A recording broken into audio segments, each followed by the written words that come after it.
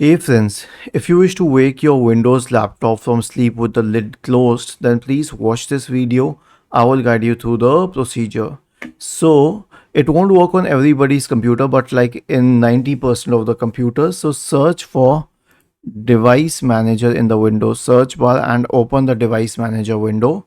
Expand the list for mice and other pointing devices. Right click on the HID compliant mouse. Select Properties. Go to Power Management. There's a checkbox called Allow this device to wake the computer.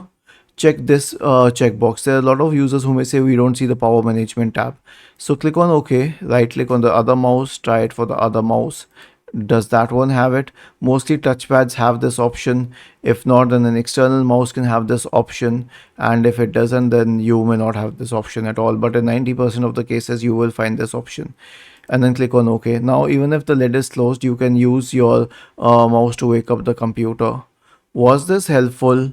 If yes, then please subscribe to the channel, and if not, then let us know in the comment section of the video on how we could help you further.